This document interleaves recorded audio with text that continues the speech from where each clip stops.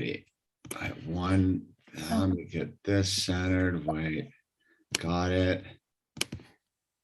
I just want this to split off. There's that.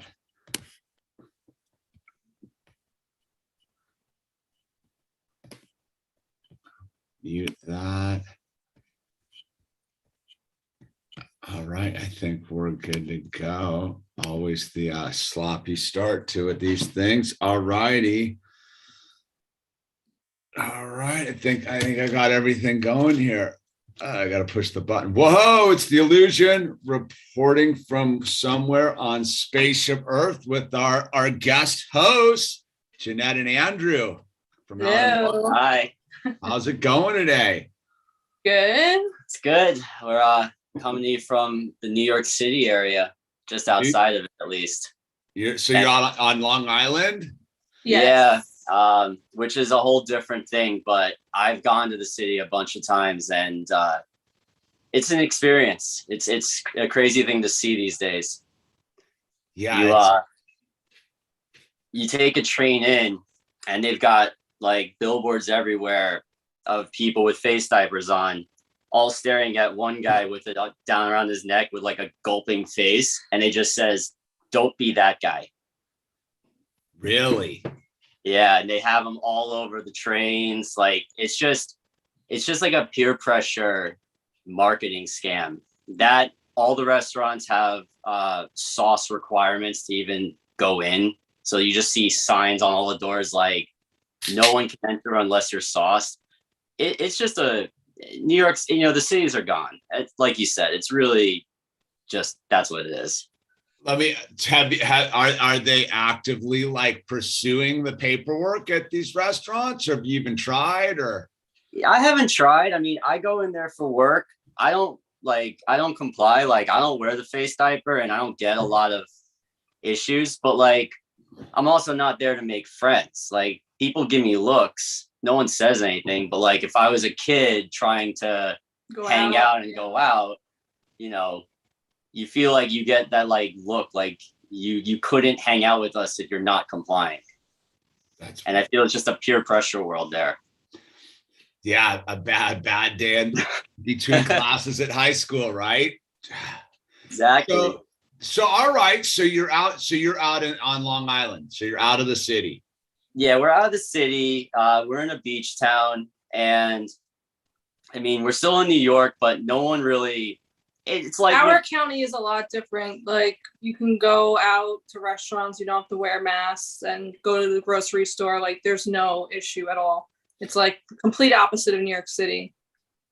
So it's just the city itself. It's just the city itself. Anywhere outside the city, which is, the people who work in factories, who drive the trucks, they're not playing this game. It's really just a city elite kind of people walking around pushing this agenda. That's so interesting. So let me just tune in on. So for those out there in viewer land, you're the ones who made me my fantastic Tesla ring here, which has been a gift of gifts. Mm-hmm. And he's got this too. So this is the original. There you go. Boom. Yeah. So there's only I got the first, you got the second one that's ever been made. And there's only 3 made, and the third one is just here. But it was a really cool. So this design, I basically was thinking of something based on watching you live stream and like the experience we got from it. This design came to me in a dream, and I made this ring in about 30 minutes. Like, it was as clear. It all synced up, and it was just like, as an artist, sometimes it doesn't work that way, but when it does, like, it's a cool feeling. Like, I was like, this is exactly what the frequency energy feels like. And it was a cool thing. I get it. No, it's the people that complimented it are tuned in on it. Like, it's very interesting how it you didn't even know where it was supposed to go, but it ended up right where it was supposed to. So let me ask you this, because we'll do this on the front side. So you have a jewelry store, or what's your deal with the jewelry? So my deal with the jewelry is I'm just a freelance jewelry designer, and that's how I pay my bills. As we made our own jewelry, and we used to go around doing just like boardwalk fairs and little beach, flea market things, and people loved it, but it was just exhausting. And what I'll go into more is like I worked in corporate jewelry America, and I broke free out of it. That's kind of something I wanted to talk about today, but I have the talents and a tangible skill set that people value. So people pay me to design for them. And I find that a very amazing thing, is that I have a living by people asking me to design for them, but I work on my own accord. And I just design jewelry when I feel like it. So what I make, I wear. And then people like it, they'll buy it from me. Well, if you're not willing to wear it, will anybody else, right? Yeah. That's they say design something that you would want to wear. Design for yourself. Let me, before we get too into that, because I got an interesting thought about this. Do you have a website or anything? Because I'll put it into the chat right now. I do. It's freestyleJewelryDesigns.com. All one word, designs with an S. Freestyle Jewelry Designs. Yeah. Let me see. Freestyle. Oh, I got it. You got to have that W in there, don't you? There. It's funny what happens when you add the proper. Yeah. And it's got like a big plan on the front.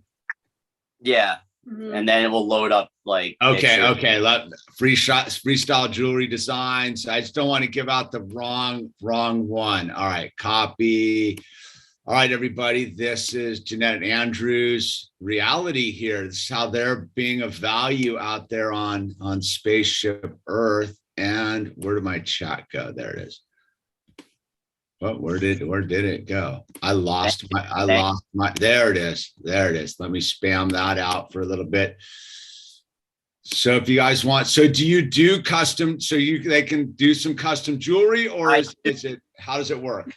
I do custom jewelry. So like all of our designs on the website are examples of our own designs. So everything is kind of nature and geometrically inspired. But Andrew also does custom design work, engagement rings, pendants, earrings, everything. I just finished two engagement rings this month for people. Like, and that's another fun thing, is you're making happiness for people. Like, these kids showed me their engagement photos because they were so happy of the ring I made. And like, you're adding, you're contributing to reality in this way, at least. So yeah, we make everything. It's kind of, it's just fun like that. Okay. So anybody out there, there's the link. Let's get some jewelry made. Let's adorn your body with some high frequency jewelry. Do you know Bill Wall Jewelry? They're big out here. They do all the silver stuff with they're pretty big over in Japan. I figured maybe it was you guys all keep tabs on each other, man. Yeah, there's a lot of designers. So. Okay. Yeah, he was a dude who just started out like what you're doing and just became huge. Now he's untouchable on a certain level. They cracked the big in Japan market, man. That's where all their energy goes. So anyway, let me let's get into it, dude. I think we did that. We'll spam out your thing a little bit later. So you have a studio in New York.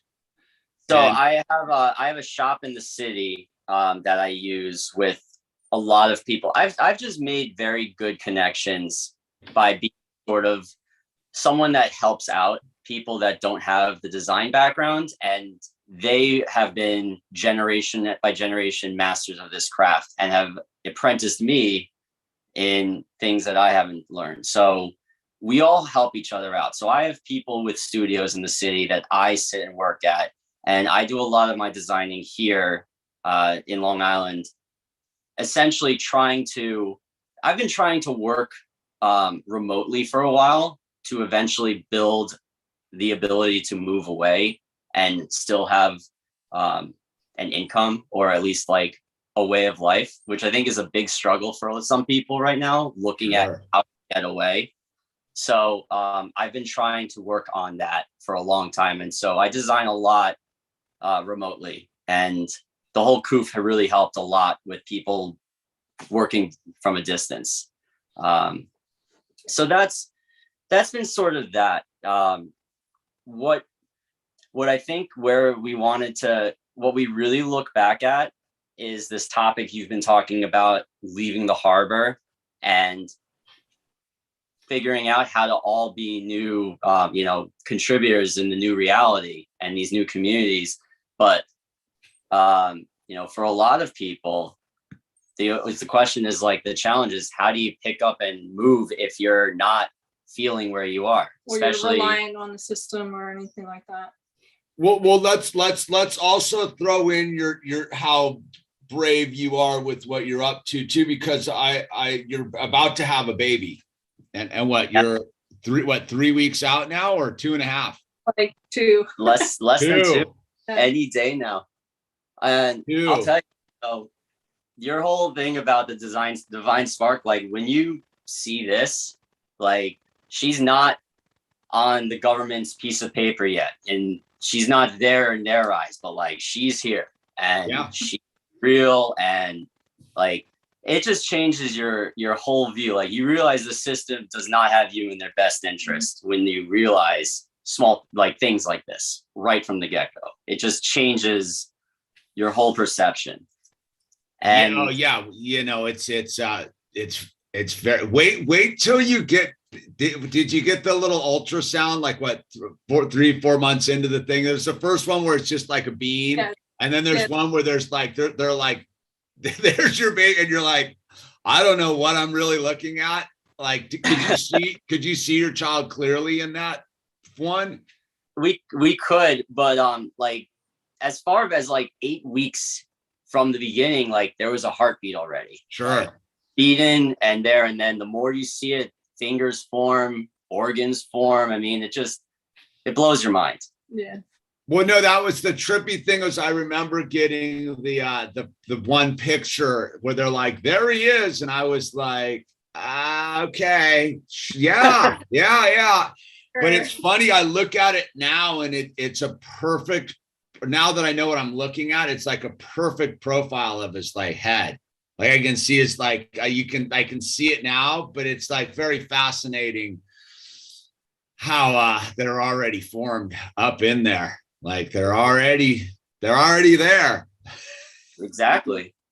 So yeah. So, you start thinking, like, you've been talking a lot about what to do for our children and what our children are going through now, and preparing our children for the future.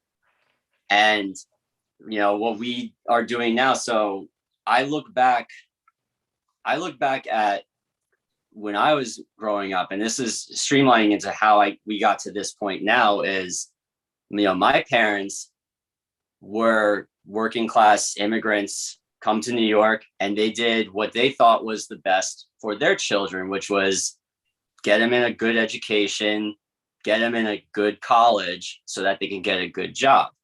And I'm like a blueprint of that. Like my parents worked very hard to get me to a private school, because New York City public schools were not that great. And I get into a very good university. I get a degree, bachelor's and master's in mechanical engineering, which great career, can get you a job. And I realized I could get a job, but I didn't have any definable skills that I could actually market myself. Like I look back and you'll crack up. I spent 5 years, bachelor's and master's mechanical engineering, the field that would work on automobiles and planes. I never sat in a machine shop for 5 years. I never learned how to use a table saw or a drill press or being able to build anything. Like I learned paperwork and specialized work. I learned how to do math, and I learned all this stuff, and I was very good at it. So I got a job for an engineering firm, which I thought would teach me how to do some of these skills. And I realized that it was very specialized work. Like it was work that was good enough to just learn. Like school to me was almost showing that you can show somebody how well you can learn what they're teaching you, that what they want you to learn. So you get a job and they teach you how to do what they need you to do, but you're not learning how to build a product that you build for the company. They've got someone else do that. You're almost kind of just doing middleman work. Like you're making sure person A uses the right template that they send to person B, and you're very concentrated in like a specialized skill, but you're not really able to do anything. You don't have like a trade skill that you could market yourself with. And after 4 years of that, I realized, like, having been a product of this, like, if I wanted to leave, I looked at myself and I was like, how could I go out and make $50 that day? And when you work for a system where you're basically getting a paycheck for a non-distinguished role, like you don't know what value your work there did, you just kind of get an allowance. Sure. And then you're like, you're just like another kid. Like you're in a thing, you don't really know what you're doing, and you get some money and you're just going out and happy hour and whatever. And you're like, all right, I don't want to do this anymore. How do I get out? And I realized, like, I didn't know how to go out and make $50. I looking now I can, but like at first the spell cast is you don't know how to do it. The system does not want you to be able to take care of yourself. They want to make you say, if you leave, you lose your job. You can't do anything. You need us. And that was my story. So, so what you decide, so you weren't like designing jewelry wasn't your initial like plan. That was your product of like, what am I going to do today to prove I can earn my way? Kind of. I mean, I think the first thing is that, when you work in a white collar corporate environment, you're first given this kind of hierarchy of your job title, and you get the feeling like you're above certain tasks. Like some kids are, I don't want to work this job because I'm above it. But when it's about making your living and taking care of your family, and this is before I met her, so I'm just a guy by myself, like figuring out, what to do, but I'm not looking to take care of my family or anything. But like, when you start realizing, like, it's not about building your career and your job title, it's about being able to be the control of your reality, take care of your family, and be able to walk away and still provide for your family if you don't like the circumstances you're in. And what I did was I kind of wanted to teach myself a tangible skill set. If I looked back and I wanted to do this all over again, or if I raised my daughter, I'd say, learn a skill, like go to trade school, if anything, or go give yourself a skill that you can market yourself for, a tangible skill set that you can then say, this is what it can offer. And you can take care of yourself, and then you don't rely on specialized nonsense work that really can't work on its own without being part of a system, because that system may cut you out one day. So I self-taught myself jewelry by looking at YouTube videos and downloading software through some friends I had, and just started designing what was in my room. That's self-taught. That's amazing. Yeah. Good for you. I started just making bottles. I was like, okay, let me make the bottle on my desk, or let me design a lamp. And I think for what I would say for anyone trying to do that is, there is the technology out there to teach people how to do anything, and you're not above, no job is beneath you. Like if you say, I really hate what I'm doing, I want to pick up and move, like learn how to paint, just go and start offering to paint people's houses, or find a friend who builds with a wood shop and be like, can I watch you? Can I apprentice? Can I bar back? Like, or just watch videos and learn skills. Like, I think that's a big step into the new future, is we all can learn skills to contribute and help build realities, our own reality.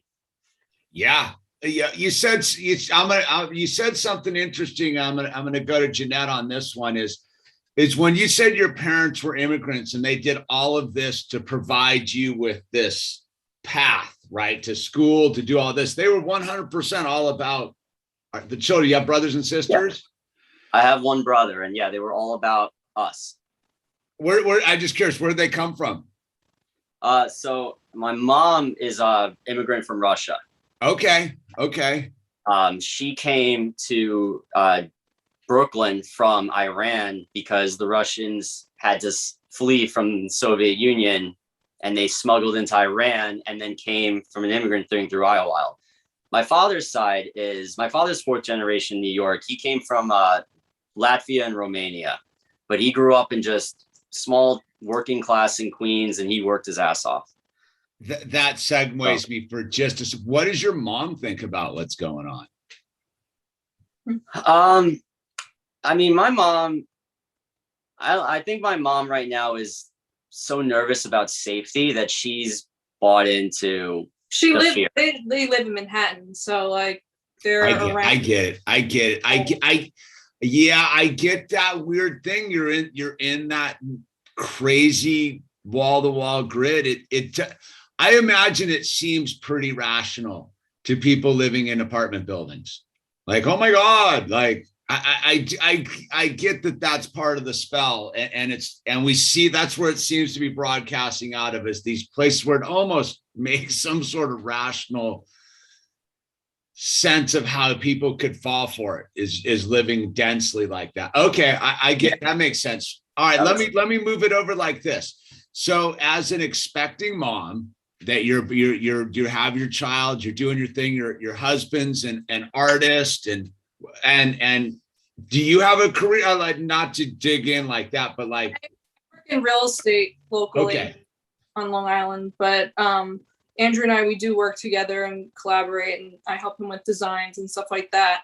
But being an expecting mother coming soon, I think it's important to instill on our child to be an example and show our tangible skills.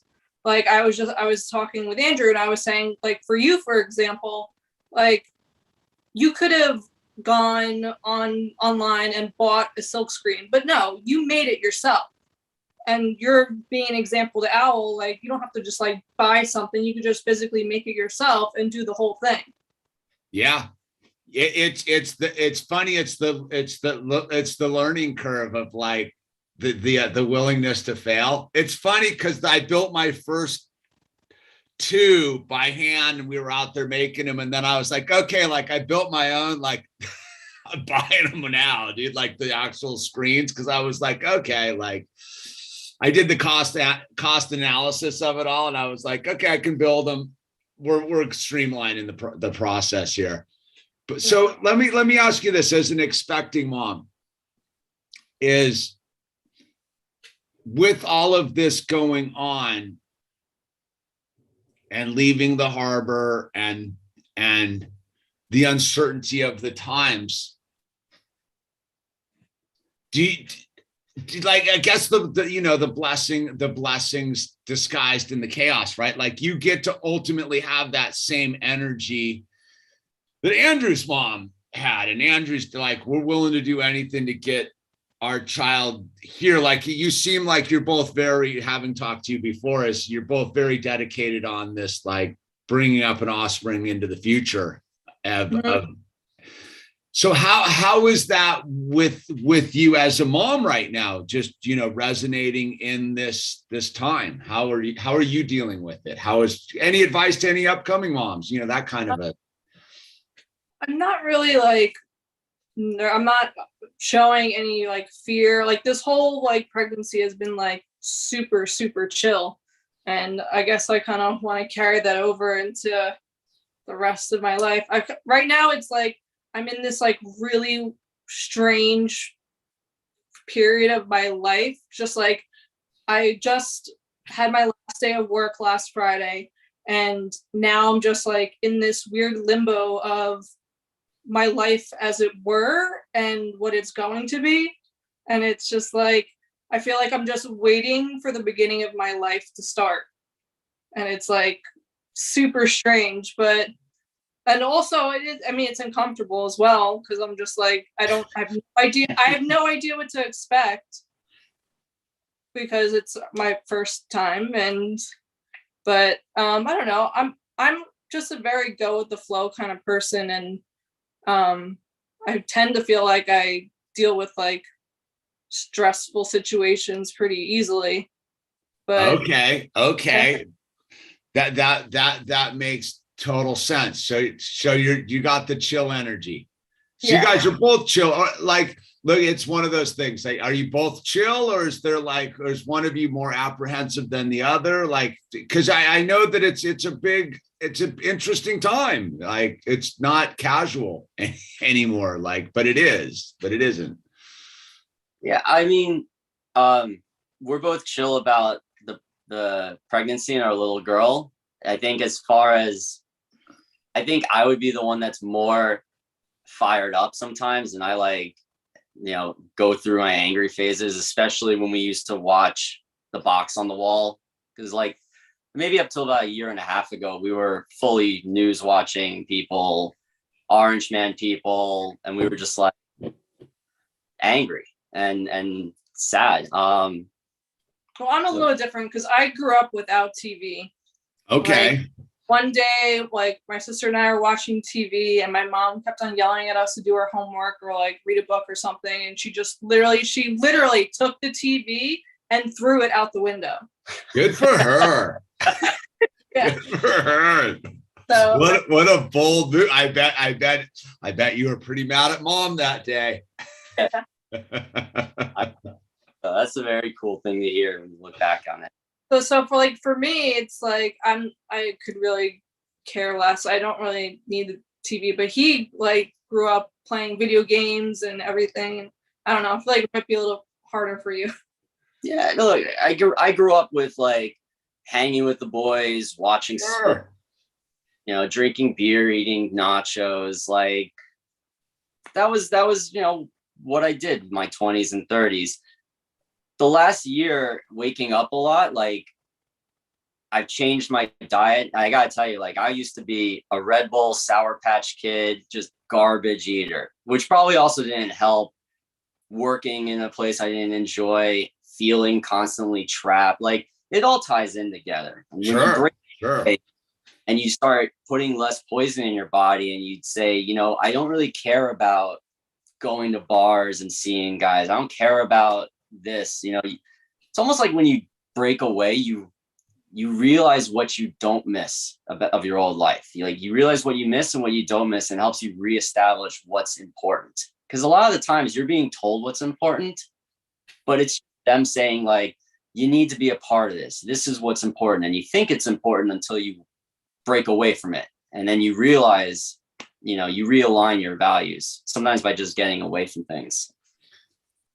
Yeah, it's very interesting once the ball starts to roll in that direction, how it does pick up momentum slowly but surely. Like, which is the thread that pulls it all apart so that you get the new reality, right? It's a fast. I think that's just talking to you. It's the fascinating time. Is like it's a bold time to be alive, right? It's very bold.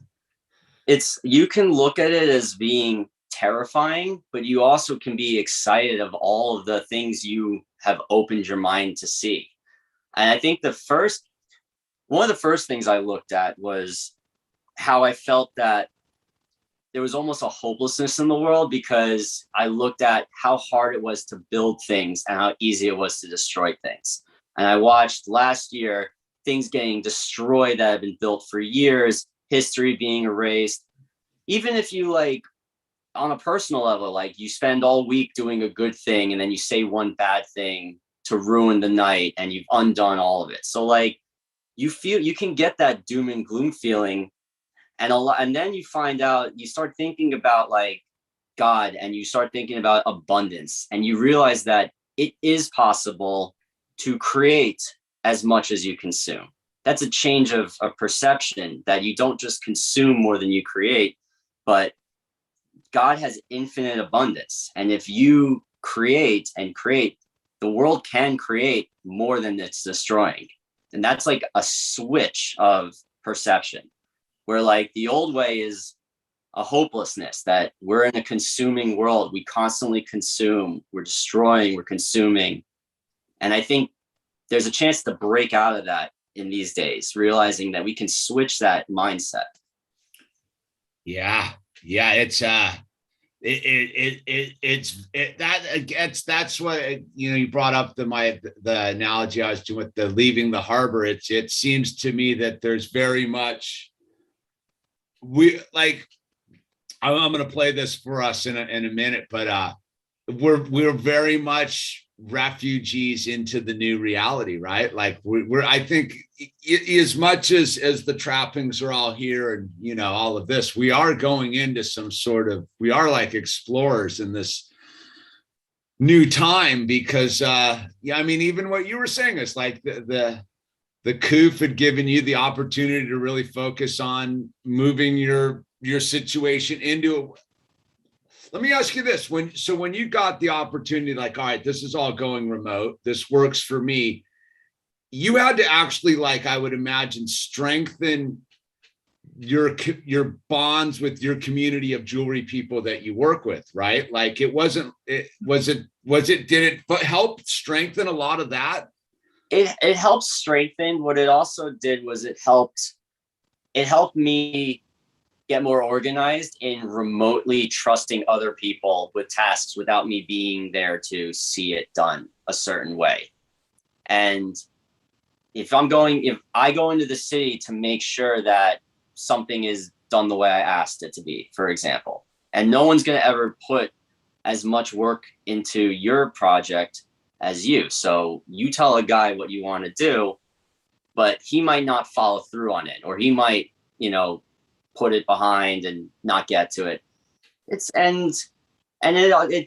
builds I would say it does build my relationships, because I could yell all day long, but that's not going to help anything. So we create a sort of more fluid relationship where I'm like, okay, what do you need me to do to help you do what you want to do? And at the same time, like, if you need someone to design, I can design for you wherever I'm going to be, and I can help you too. You know, I don't want to be a guy saying, I need you to do this, I need you to do this, I need you to do this, because I'm being exactly what I didn't want to be, which was just somebody telling someone else what to do. So what I heard in there was like it's ultimately other people have been given an opportunity through your lens to excel, right? Like you've gotten to find out the people that are like, that can handle their business, so to speak, with you. And that's got to be like kind of cool to see too.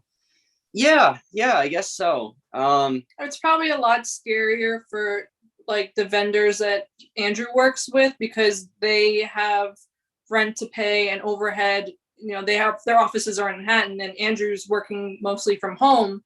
So I think like during like the lockdown thing, it was probably a lot more scary for them than it was for Andrew, because he works from home mostly anyways. Gotcha. Yeah. Gotcha. No, that makes Joseph. No, but I mean more like because we've become where I think like 2 years ago, let's say, we weren't so if to do this new design we have to do of how we're redesigning our lives. Like you could kind of just be like, oh, whatever, I'll just go to the next person down the street, I'll find someone else to do this. But now that you're working remote and people are dependent upon this business pipeline, it's like people don't have the opportunity to be like as flaky, and they have to show up for themselves, or you're just going to go find someone new. But you also, because it's so difficult, the way it works is you got to almost kind of give them more leadway to find themselves to satisfy what you need, which just seems to be like an interesting opportunity for everybody to show up more in a sort of survival mechanism than it would have been required a couple years ago. It would. I'd say if that was my goal, I think what I'm seeing myself making less money by breaking away, but I'm giving myself more freedom to learn things, like be more skillful at building things on my house and growing my own food and homeschooling my daughter eventually. Like, I'm trying to give myself more flexibility. Yeah. So I've accepted that if I stayed in New York and I wanted to build build an empire, or not build a company, have other people work for me and grow, that was a path. But I kind of wanted to just figure out how to do what I need to do remotely and move on to be how to live a life, I guess, a little more, while being able to have the skills to still do what I can remotely. Yeah, I get no, totally. I see that, but I mean more like, so like in order to do that, right? Like do what you're doing and live this kind of new lifestyle. Like when you, I don't know, when you put in caulk to your vendor or whatever, like you have to have like a solid like trust relationship about how they work and then with how you work, which I'm getting at is a couple years ago could have definitely been a lot more adversarial or casual, like where they'd be like, yeah, whatever, dude, like I don't got time to deal with you, Andrew, like you're a little bit too nitpicky on my thing and I don't need your business. But now it's like, well, y'all, the people I'm sure you're working with, y'all need each other more than you did a while back, because it's that much harder to establish these remote trust relationships and trust. And you get what I'm saying, what I'm driving at there? Yeah, I get what you're saying. And that's absolutely, I mean, trust is everything in my business. You know, when you're dealing with jewelry and diamonds and stuff, it's an entire trust-based thing. So I've made some very good relationships. And if I didn't have those trusted connections that I've built over the years, there's no way I would feel comfortable doing this remotely and trusting other people who choose to stay in the New York area to do what they're doing. But those relationships I guess what I'm really trying to for other people out there who are doing is these relationships you've established to get your new reality going in this time of exploration.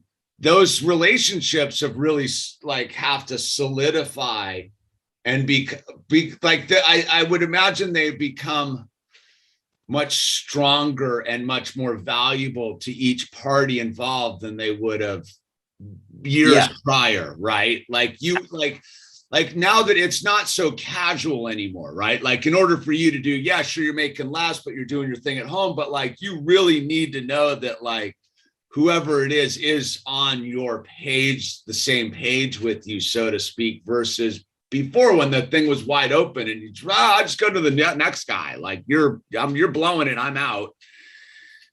And I'm sure a couple people have showed up that were maybe not quite so show uppy a couple of years ago. Is that something that's gone on? You know, is people have had to show up for themselves where before they might not have had to, because you know they just walk down the street and get a new gig.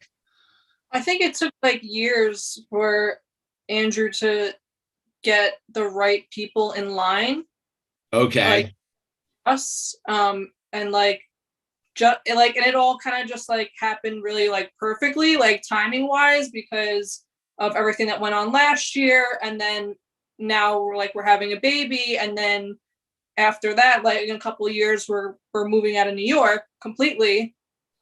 So I feel like the people that he's working with now like everyone's like on a tight knit, like very trustworthy, like everything just is like all good. It took time to get relationships like that.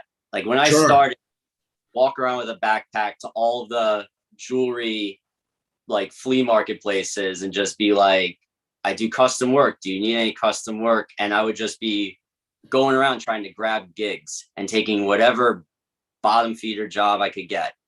And now, if I didn't have the connection and the relationships that I built after years and years of like, gig work like that, this would never have happened. So it is about building trusting relationships, but it doesn't happen overnight. You definitely are going to first, it's almost like you're trying to be a rock star, and first you're taking every gig you can, and then eventually you find the ones that work with you, and the ones that don't work with you eventually don't need, because you've excelled and you've created better relationships. Sure. No. Yeah.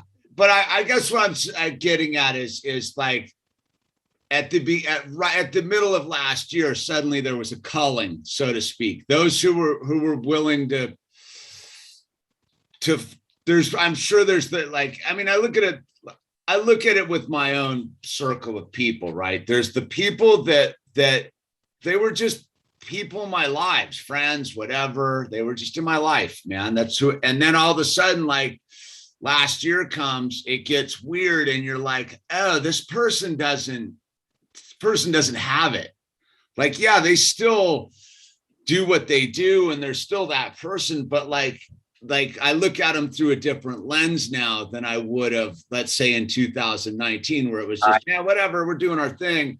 Now it's like, wow, I know that just your core vibe is not in alignment with my core vibe. And it's super obvious. Before, like, you could like some of these people I've spent decades with, and I was like, apparently we were never on the same page deep down inside. Like, it was all just window dressing, but the moment of truth showed up, and we were all given the opportunity to take a good look at all the people we associate with and how we associate with them, and be like, all right, like that person's, as Owl says constantly, like his big question, he sees, are they on our same page? Like, that's the thing. It's like, are they on our same page? And I go, well, they're pretty much on our, they have it's very interesting now, because it's obvious who's on our. Yeah. With us. I didn't get that's where you were going, but now, like, it's funny because it's really not like that with the people I work with. Like, they're not in the same alignment mentally, but they also don't have an issue with me being me.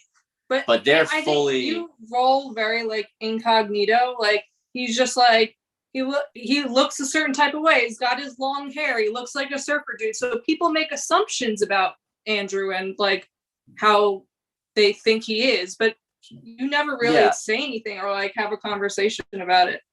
We have a working relationship, and they're also considered very good friends, and I tell them what I do. We just don't go down those discussions. Like, the people I work with, my good vendor relationships, they're fully sauced. They're not going out of New York. Like, they're fully, coup fanatics. They listen to NPR and whatever is on the news when I'm in the studio with them. They just, but we don't have that kind of clash because I don't bring it up, and we respect each other on the work level. Like, that's what's funny, is that you don't have, we just have a mutual respect of our work, that our personal views aren't brought up. It's not a conversation. And I'm sure it would not be a fun confrontation if we ever went down that road, but they've never decided to ask. And I've never decided to make it a topic of discussion. No, I get it, man. It's that's interesting with doing with what you do, like making jewelry and high-end jewelry. It seems very interesting on that level. It's like, no, we're just here to make the jewelry, and we're making jewelry. So New York City, was on its own like trip last year. But 47th Street, which is the single street of the Diamond District, where all the jewelry, basically, it's like the epicenter of jewelry in the world. That place was popping the whole time that Koof was happening. There's just guys hustling, handing off cash, doing deals. I mean, it's a hustle street. They're not wearing face diapers. Half of them probably aren't sauced. It's like the only place that just doesn't care. It's like business actually takes over politics on that street. You could be from any background, any view, but when you're on that street, it's like you just have your defenses up, you play your hustle cards, you do what you got to do, and there's no judgment. That's interesting. The hustle surpasses all of the other hustles. The big hustle surpasses the little hustle. That's funny. So yeah, it's that's interesting because you're right in the nexus of it all. Like you come in and out. You're going into the big city. You leave back to your normalville, and it's fascinating. I don't even know if I can wrap my head around it because these people literally live by their own makings in their weird cage. Yeah. He hates going to the city. I go in just for work to get what I gotta get done, and I get on the train and head back. And we live in a beach town. Everyone's outside. Everyone's surfing, volleyball. No one's wearing face diapers. Everyone's hanging out at bars. And the city, outside, inside, it's face diaper central. They're just it's almost like they've all just listened and drank the Kool-Aid, and they've been spellcast to a world of fear. It's so fascinating. Well, let's do this so you guys caught the Chris Dyer interview, right? Yeah. Okay, there's an update. I don't know if you guys follow him on his thing. So let's check out where Chris is at. And this is for you viewers back home because it's taken a turn up there in Montreal. And so let's because this will segue into what we're talking about is like redefining our own lives and making a new reality for ourselves. And I think what Chris shares with us here in a couple minutes is kind of interesting. All right, let's do this. Where did it go? Wait, oh, shoot. I'm so bad at this. Wait, I think I shared the wrong one. Hold on. I really do need to figure out why won't it do that? That's why I shared us again. Here we go. Where is it going? All right, there he is. It's in the back. Okay. Do we have Chris up and running? All right, let's unmute him. What's up, everybody? It's your artist friend, Chris Dyer, here on another beautiful Sunday. I hope you're having a great day. This is actually my last video before I leave Montreal. I'm leaving in less than a week. It's fall time. It's beautiful out there with the leaves falling and Halloween's coming, and it's this time of the year where I just like to stay home and paint and stay cozy and watch a bunch of horror films that I don't usually watch during the rest of the year. Like I buy these DVDs, Evil Dead. We'll skip past this. For Halloween on the 30th of October. Unvaxxed people can't take public transportation anymore. So no flights, no trains, no buses, no subways. We're cut off. And I don't drive. I never learned. I've been taking classes, but I haven't gotten my license yet. I'm working at it, or I was. But now I gotta go. Because if I don't leave by this coming Friday, I might not be able to live. I might get trapped in Canada. So who knows when? And I can't lose the ability to go out there in the world. I'm a traveler. I mostly work painting my murals and doing my events in the United States. But also my parents and my family and my other apartment and my land is in Peru. So I can't be cut off to that. And at the prospect of that, I'm forced to leave Canada like right away. And no, of course, I don't want to be forced into their medical recommendations. The more I stay unvaxxed, the more I'm learning of what's in it and the effects on people. And it's just not looking good to me. It's my personal belief. I'm not pushing it on anybody. Anyone can do whatever they want. But for myself, I don't want to be forced or coerced into something. The more you try to force me into something, the more I get suspicious. Like, dude, look, what's your problem, dude? You feel protected, feel good, and I feel fine too. I feel protected, and we're all good. Taking away all my rights is not necessary or even good for a society. Taking my ability to work, as so many people are going through these days. It's totally terrible. I don't agree with it, and I'm not going to be part of it, or I just leave the society. That just doesn't make any sense to me. And my priority is to just stay pure, to just stay clean, and to not do this thing that I don't want to do. It makes no sense to me, and I won't be pressured into it. It's my personal belief. So yeah, I'm leaving in less than a week. It feels super rushed. I'm super stressed. I don't have time to pack all my belongings. I don't have time to sell this apartment if I wanted to do that. I just gotta leave and figure it out from the outside, which is super weird. It's really weird to leave what I've been calling home for 21 years and this apartment for a few years. I don't know if I'm gonna be back, It's, I would like to believe that this can't last forever, that fascism eventually will stop and it will be able to return, but it might take some years. So it's just tripping me out, and I've had a really hard time with it. I'm really attached to my life here. There's no place like home, you know what I mean? Like, it's the one place you can be 100% comfortable, and I live by myself, and I'm just really peaceful, and I just do my art, and now I just gotta leave. And it's just not something I prefer, but measuring my options, I gotta know that I'm following my instincts, and I gotta trust that. And I'm standing by my principles, so I can't go wrong, and I got my beliefs, and hey, I could be wrong, and I will accept it if I'm wrong. But what I believe today is what I believe today, and I will go according to that, not go by somebody else's beliefs or what they think I should do. I just want to say that I love Montreal. I love my life here. I love my neighborhood. I love my apartment. I love my toy collections, my records, my books, my studio, my friends. Once again, I got so many friends here. I even got family now. It's just like, I got so much here. I have a really great city. Montreal's fucking awesome. I love it so much.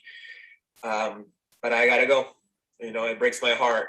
And step into the unknown, and just trust that there's all blessings waiting for me at the other side of the rainbow.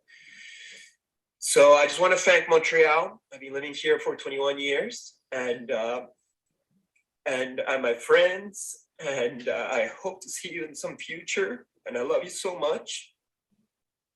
And yeah, I'll see you next week. I know everything will be okay, and I'll wish you the best. And yeah, blessings. Well, there you have it. Is it's getting real out there. Sad. That's heavy. Yeah. How heavy is that, dude? It's heavy, but like you said, you're seeing it happen. Like, are we surprised it's going this route? Like, they've shown their cards, so it's about us preparing ourselves. It's really unfortunate that it's coming to this. Well, and I think why I bring that, because I know we've talked, and I know you guys are angling on your own, and we're doing the same thing here. Is that's what it looks like waiting around for it. I think is a lot of what I, besides just the broken hearted nature of having to be a refugee from his home is like, yeah, you can pretend it's not happening, but like that dude didn't have his, his getting his stuff, or you know what I mean? Like the last minute scramble, right? They put these dates up, and it's very, what's that? There's like no time for him to do anything. But at the time, but I guess the time is here. It's very much, because when I had him on, what was that, 2 weeks ago, right? We talked about all that, and very much hopeful that it wasn't going to be that way. And it's you know what I mean? He's literally motoring his boat out of the harbor. Can't even sell his place in time. He's just, I gotta go. Yeah. That's crazy. Yeah. I mean, that makes it a little scary for us because we just bought a piece of land in Puerto Rico, and that's like our path where we're going, but we have to build a house. So we have to try at some point over the next like few months or so to get down there. And who knows what's going to be like for us here in the next few months to like try to catch a flight down there. Yeah, I mean, it's that's what I think where I trip on it a little bit. Like, again, it's not even about like, it's just the fact that it's the overreaching control of people's decisions. Like it's very much, it's a pretty alarming, man. But I'm super hopeful, like, right. Like it's moved up your timeline, right? Like if you would, let me ask you this is so you're having your baby during all this, you're in the middle of it, you've changed your whole operation. Would you even be angling for that way a couple years ago? Like, or would you just be like hanging out doing what you do, Well, no, actually, this was a plan we had in motion. We had discussed, and we already had discussed this, but it got accelerated significantly. Sure. Because once we were backs were against the wall, we sold our apartment about a month and a half ago so that we weren't tied down to New York, because we just felt this is not a place we're going to see ourselves in eventually at the rate it is. We could stay here. We tried to fight even with our community, but we were in a building in a beach town that started getting an influx of New York City people moving in who worked their way up to the board and started putting New York City Gestapo laws in our building. Like, really? Before we left, they started imposing face diapers. They fined us $350 for not wearing face diapers. As we're moving out. In a town that doesn't mandate it. Yeah. But they came from New York and they're pulling. So we just looked and we said, this is. And since I work in real estate and I know like I'm in and out of buildings in our town, like the building that we were living in was the only one that was having the rules, and all the other buildings you come in and out, diaper or no diaper and whatever. But ours was they were just so uptight about everything. So it was also just like good timing on our part to sell our place and get out of there. Yeah. It's I've been because we've been noticing the same thing here is there was like a big neighborhood yard sale thing going on, and you got to talk to a bunch of neighbors, and just the same thing's going on here. It's all the people who were into that whole scene in the city are jumping out here, getting all like weird, and it's like no, like we're not. That's why you're coming here, is because we didn't freak out and we're not part of your weirdness. It's right. Yeah. Stay away from these people, man. So you had an apartment in the city, not in the city, but what, No. Rockaway or something? In our town In here. our town. Okay. Yeah. In your town where you're at here. Okay. Yeah, so it's the building is a historical building, so it used to be like a hotel like back in the 30s and whatever. It's all like this grandiose thing. So all these people who live in Manhattan have apartments in this particular building because it's on 13 acres of property. It has a pool, it has a private beach. So like for them, it's easier to have like a second home on this particular apartment building because it's like has all the amenities that they would be used to.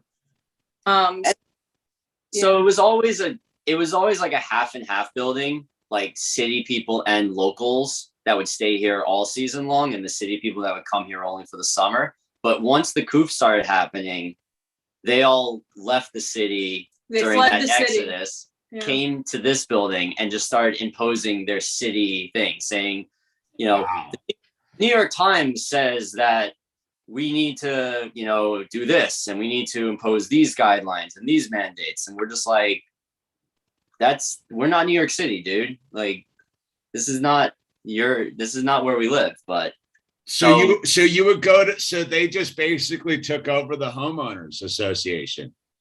They, you know, they were cunning people from the city. They were lawyers. They were on boards in their co-ops. So they knew how to work the system, and they got into positions of power. Wow. And returned it. So, you know, once it was like 18 months later and they're still doing face diapers and no one else for like 20 miles around us is even carrying them anymore. We were just like, it's time to go. We can't. We luckily found someone who was psyched for our apartment, and we're thankful, and they have a good energy and they're gonna love it. That works with them, and that's all we could hope for. But yeah, we broke free and we're happy. And good. No. Well, that's what I mean. It's those of us who are willing to accept that there's a certain truth to what's going on, can plan accordingly, right? That's kind of, you know, and I think that we prelay a lot of these tracks in our lifestyles, right? Like it was a lot easier for you to transition to what you're doing now because you were already kind of doing it anyhow. Yeah. Mm-hmm. Yeah, exactly. Like I didn't want to be trapped in something I wasn't happy doing. So I wanted to break free. And that was, 8 years ago, but it would have been the same scenario now, wanting to break free for other reasons. So it's just, if you're in that kind of, we just got lucky, I guess, is that we wanted to be accountable for our own reality, not dependent on something else. And we wanted to break free and have the independence to say no when we were put with something we didn't want to do. And I guess that's what we always had, that kind of mentality, is we don't want to be forced to do something. No, I that's you summed it up perfectly. That's the fascinating thing. Is I was talking to someone the other day about some of this stuff. It's like, no, this was already in the works anyhow. Like lifestyle wise, I don't mean the big, well, that you could argue that too, but just for us as individuals moving out of their matrix was like always like the object. It just finally like verified itself. That's what I was kind of circulating back before. It's like everything just there's no more denying it anymore. Like, oh, okay, like, yeah, I am going on this mission out of this. And it's like, well, now I got to kind of really do it. Like I couldn't, it's intense, man. It's an intense thing that like, we're all like gearing up for. And it's a beautiful thing, but it's like, there's no more debate about it, right? Like we're all getting off the pot essentially, right? Yeah. Like we're all making the moves, like getting up and doing the work it's now. Yeah. And I think where I see a lot of the cool part about it is the people that are doing that, we're all kind of heading to where people are that are doing that. So it's going to weed out. like I remember talking to my Hawaiian friend about like it's kind of exciting. Like we'll probably not see it in our lifetime, but the fact we're taking our children to be with other children that they're going to grow up with the same sort of like focus to this thing, and then like we're breaking free like genetically from this narrative. Like I see it as a lot of like if you get into like genetic coding and stuff is all of us with children that are moving to this, we're making a new gene pool, if you even, like on that, because it wouldn't have been so easy to see who was an idiot before. What's up, Owl? What are you getting? Oh, okay. Close the door. Yep. Is there anything else? What else do you need? Do you think? Oh, I can do my thing. That's cool. Yeah. We're the like facilitating it, but it's gonna be like our kids and our kids' kids who are gonna be like living it. Yeah. Yeah. Well, it goes back to that thing that about the Andrew's parents and stuff. It's like where we get to essentially do like what my grandparents did. It's like, all right, we're sort of refugees of a different kind on this one. It's more of a spiritual, mental evacuation from these areas. It's not like, oh, I'm just going over to the promised lands inside, right? Like we're going to be with other people that vibrate to a higher frequency, so to speak. It's very exciting. Yeah, it definitely is. And it's funny too. So like, I think I saw one of your old streams you re-showed where you talked about the operator's manual for Spaceship Earth. So I went and picked it up and started reading it. And right off the bat, it was talking about how humans are adaptable, but have been concentrated to specialism. Yeah. And we're trying to break free of this specialist society teaching us how to do single things and move on to an adapted reality where we can, connect with the world and be open to whatever the challenges face. And that's how we're going to become and have our children become more successful than we are on a spiritual level, breaking free of some of the shackles that we grew up. And I think that's the goal of parents, is to have your children come out better than you did, learn by your example, and you get to see them form a better reality. Totally.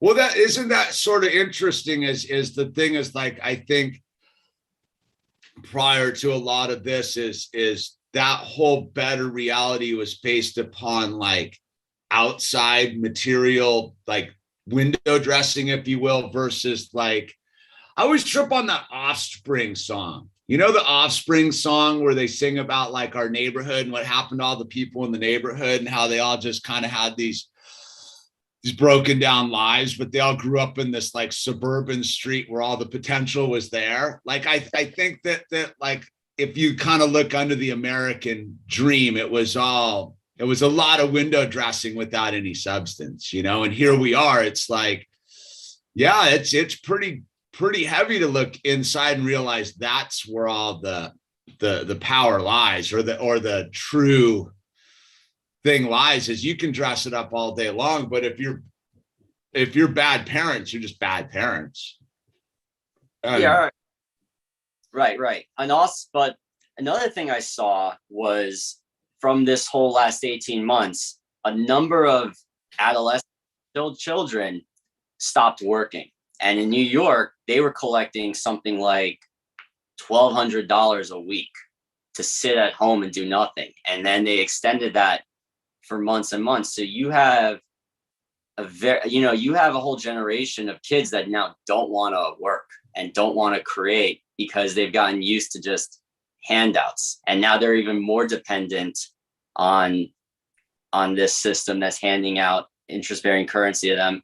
And it's even harder for them to want to feel the fruits of their own labor or feel reward in work and creating stuff.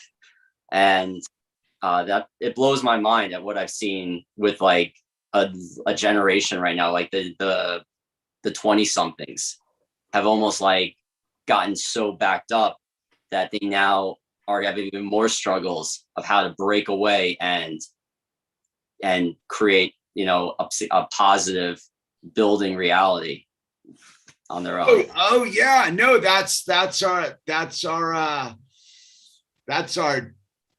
our distraction. Like to move away out of this thing is I'm convinced that in the weird way, that's what the system wants is the burden of all of these people and their own thing. And you look at like what we're kind of talking about is like, no, we're looking to break free of it. So we're not even a burden to the system. Yeah. Like I tend to really look at it as very optimistic through pessimistic lens, if you will. Like I've always said that I'm the optimistic pessimist. You know, I see it as very like dark what's going on and very alarming and very much intense. But I also go, I don't think they care what we do. People like us. I think they're actually like kind of stoked. Like how many people are these willing to actually like pull their children and homeschool them? Like I think the system wants more people to do that just in their own weird way because they don't want any of us in their system. Like I think that's where like watching the video with Chris, right? Like Montreal doesn't want him. Not because of any other reason than like he's just not going to roll over. So you know what? Go take your paintbrushes and go to where you guys want to be, dude. Because we're here. We need to burden ourselves with this whole grid thing. And man, that's where I view it as a little bit like, okay, let them just have their cake and just chow down on it. Just eat it. Go. Oh, yeah. Your cake, man. Our goals are more free, so and they can't take, but they can only take the souls that are willing to give it to them. Yeah. What's that?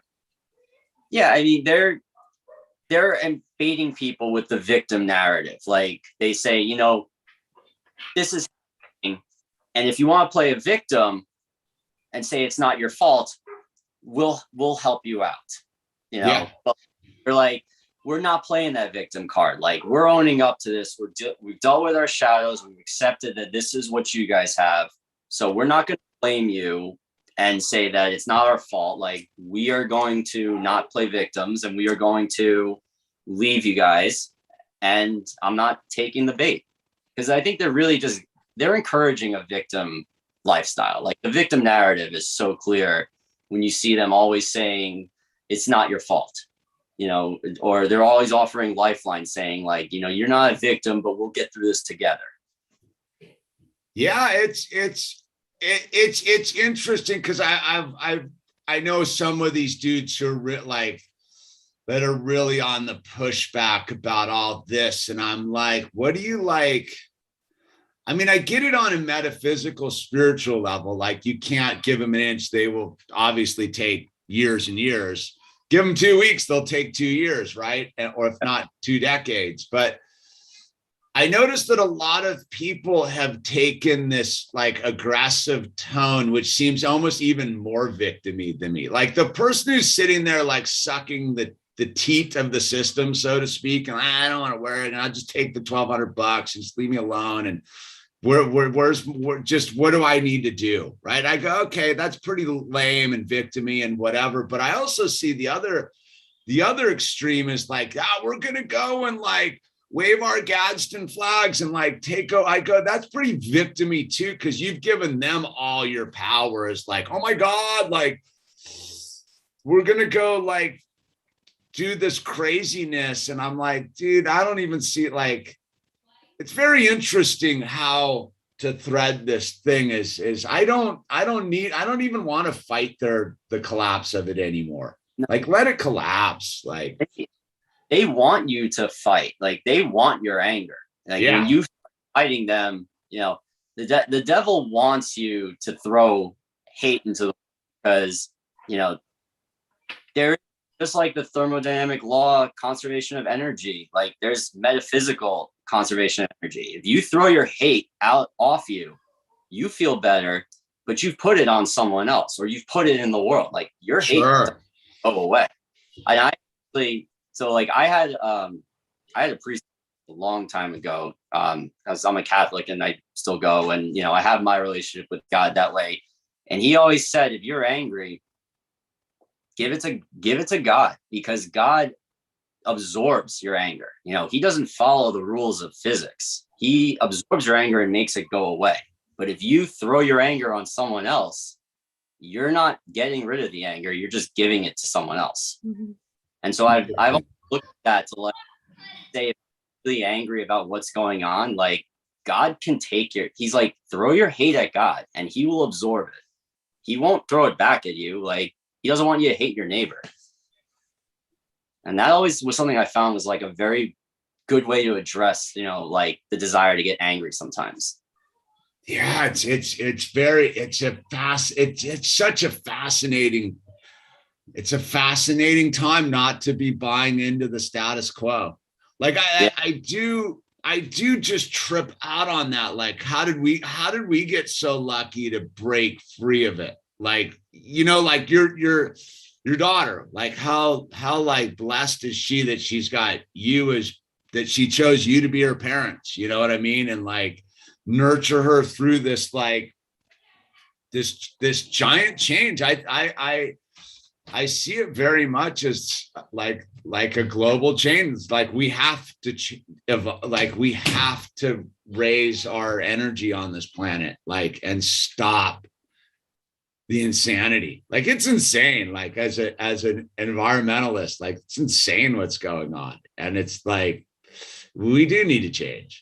And like, and maybe as dumb as it sounds, maybe this is the only way it can change, is the, you know, these other people need to go in their little cubicles until they decide they want to pull the thing out of the back of their head like Neo.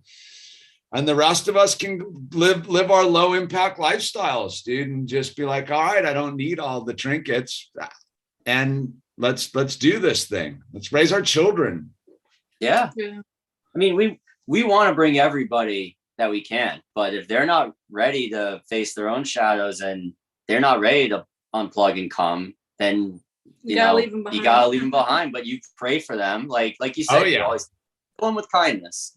It's like in that thing in the Matrix, right? When he's talking, and we don't normally pull people out of the Matrix at this age because they can't handle it. Like, we got to wake them up when they're little, right? So it's like, there's going to be again, where I get super hopeful, but why we do need to like do this workout here is this next generation of children are going to be so radically like different.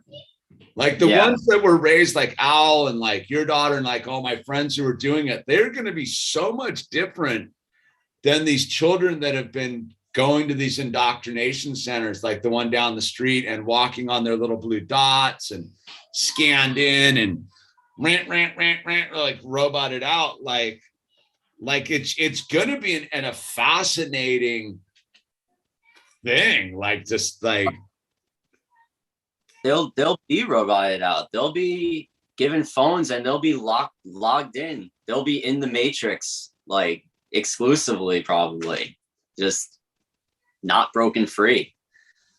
Whoa, yeah, that's what's so wild about this whole thing is hopefully technologically dependent, you know, robots. Yeah, it's go the other way. It's definitely go the other way. Like, that's what I mean, is like, I do, as intense as the unknown is right now, I'm definitely like one of those dudes who's fired up to get even more away from the grid, so to speak. I mean, I don't think you can really leave the grid, but I do like the prospect of the unknown right now. Like it's, Yeah. but it's super not like the window dressing is very intense. I have to admit, like, because we're on, you know, I'm here in California, man. We've sort of surpassed New York City with our craziness out here.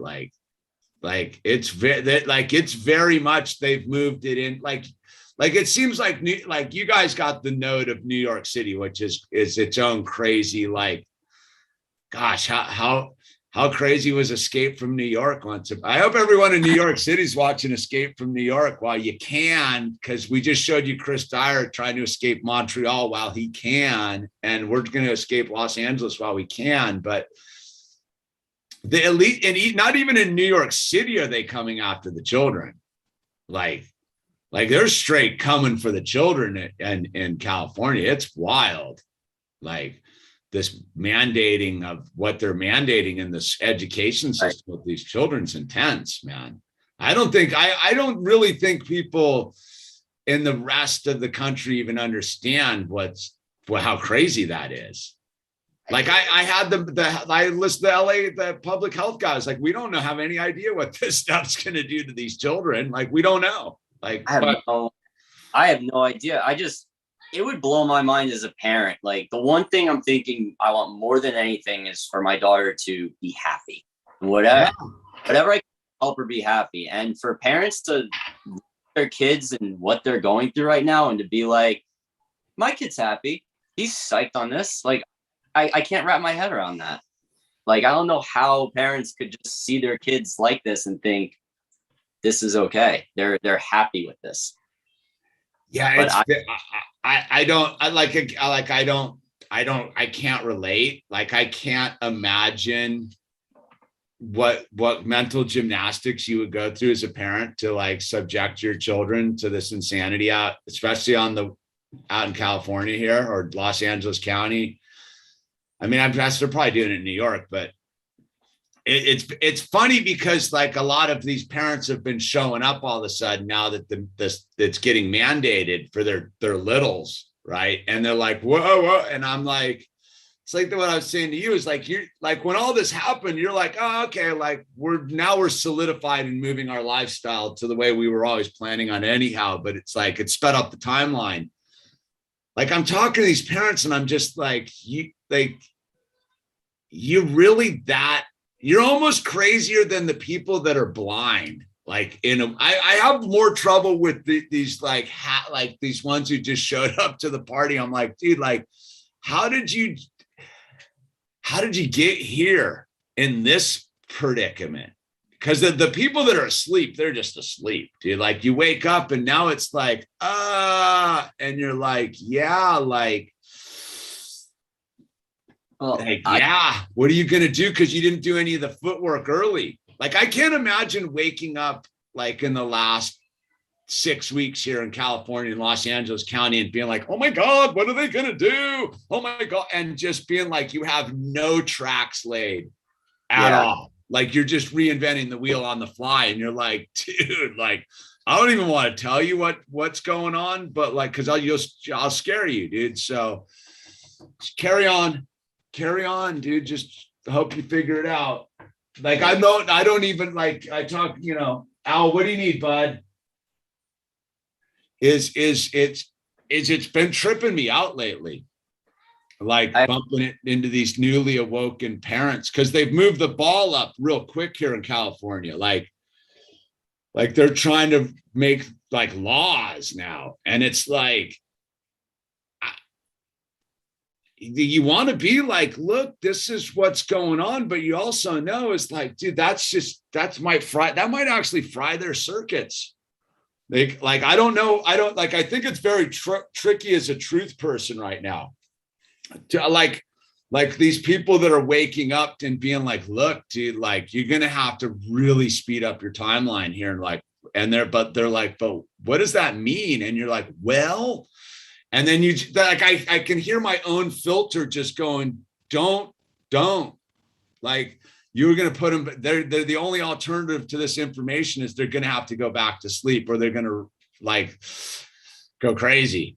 Like, I think it's like I don't even know what you do with people that are just waking up right now. It's a new problem that I've noticed. I don't know if you're getting it on your end out there, but like, I don't know. You got any ideas? I have a lot of children like at the school age yet. So we haven't had to have that kind of discussion with other people.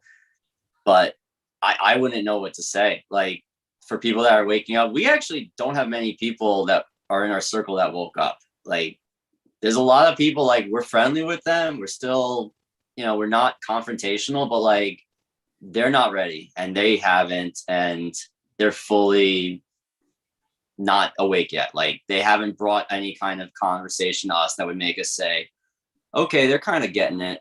So like, we haven't had to have those kind of discussions yet with a lot of our friends.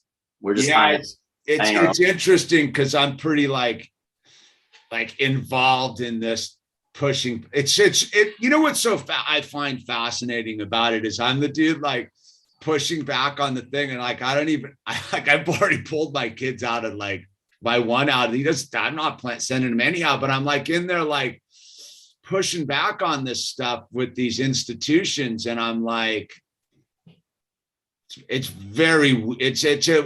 I guess it's my duty, so to speak, but it's very interesting because I've been mixing with these new arrivals, and I just go, and all I can do is tell you to like stay positive and like keep moving forward. And like, yeah, it's almost, remember when they told you like that whole thing on the airplane, like, yeah, you put your head between your knees and then you find out at the end, it's just so you go quicker if the plane crashes, it's sort of, I feel like I'm that dude, like, hey, it's just put your head between your knees. It's going to be okay, man. Like, plane's hitting the side of the mountain, man.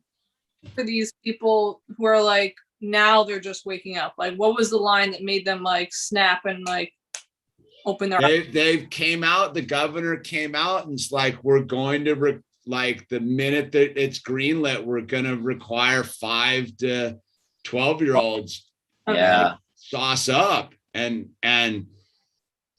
it's but they were cool with sending their kids to school in the face diapers before then. Yeah, that's what's interesting. That was okay, but now all of a sudden, because I believe on January 1st, all the 16 and unders to 16 to 12s are required to like get all sauced up to go to school. Like, and people are like tripping, like, whoa, dude. And like, again, they don't, like, it's not a law. It's just some press release the governor put out, but these institutions are moving ahead with it. And these parents are like, what? And they're tripping because at the same time, like all the booster stuff's kicked in and people are like, what does this mean, dude? Like, and there's no data, and people are way more like, look, people will do what they do as adults to go with the status quo. But a lot of people are like, I'll do that. I'm an adult, dude. I'm like in my,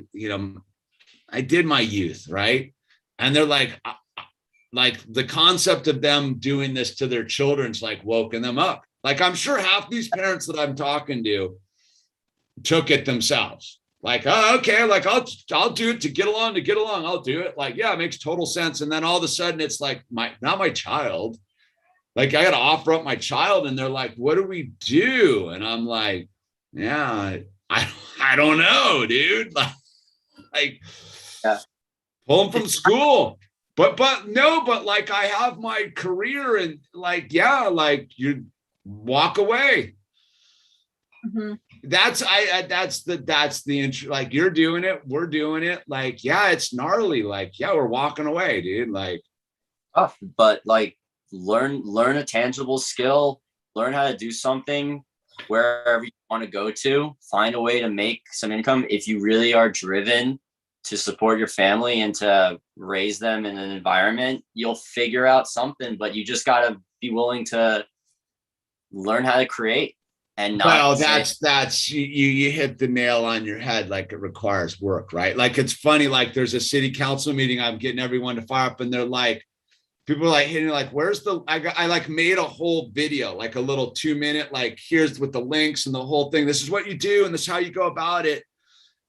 And there's still like is what's the link and this and that. And I'm like, gosh, man, you guys are like adults. Like I'm like a skater surfer dude. Like you're like some educated, like person with your stuff in your pockets with your Range Rovers people. And like, what do you mean? Like, you know, like I even spoon feeding it to you and you're still like, where's the, what do I do? And I'm like, dude, just show up. And like, what do you mean? Like, defend your child. That's what I wrote in the thing. I was like, show up and defend your child. What do you, I'm not a public speaker. I go, what are you worried about being a public speaker for? Like, defend your child. Like that's going to stop you from defending your child. It's like, I'm not a good public speaker. Like, okay, like I don't know what to tell you then. Like roll over, put your heads between your knees and let the plane hit the side of the mountain, dude. Like show up. Like it's very weird. And then it's very much just like, wow, like you guys aren't adults. Like that's what I've noticed through the last 2.5 years is the lack of adults. Like, right, the utter lack of adults in the room. Yep, that's you hit it right there. Like people just saying lower and lower attention spans, easily frustrated. I don't know how to do this. I don't want to do it anymore, kind of thing. It's trippy. So, but on that, that's almost in the thing. So let's swing it back to the super hopeful positive on the way out the door here. So what's the name of your baby girl? You got a name yet? Or you don't have to tell. You can keep it a secret if you want. We do have a name, but we haven't shared it yet. Okay. Got enough said. I honor that. That's super cool. I'm excited. Look, I'm excited for the both of you because you got your heads screwed on straight. You're very positive. You understand the vibe moving forward. You got plans. You got a direction. You're not victims. You're super excited. And I'm excited for you. It makes me hopeful. And one thing I'd say is like, nothing makes it all make sense like a baby, man. Like I'm super excited for the both of you because you'll know. Yeah. Thank you. Yeah, we're pumped. So we'll keep you posted. But this was great. Really. I really appreciate getting a face on this thing, and I'm excited where this is sort of taken. I'm going to thank Uma for getting this all kind of going here with.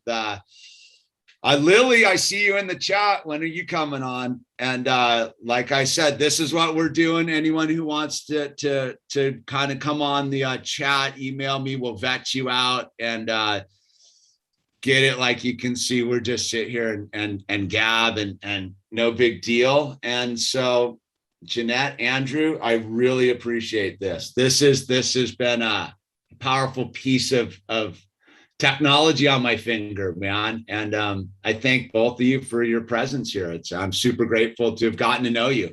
It's a pleasure. Us too. All right. Well, we're as we move through this, I think we're gonna do one where we have everybody come back on, every 4 or 5 guests, and we'll just all have a big round robin. All right. Well, it'll be 3 of us at that point. Yeah. Well, I hope you'll come back on with new human being when you have her. And just Andrew, take care of mama, and everyone just be blessings. God bless you both.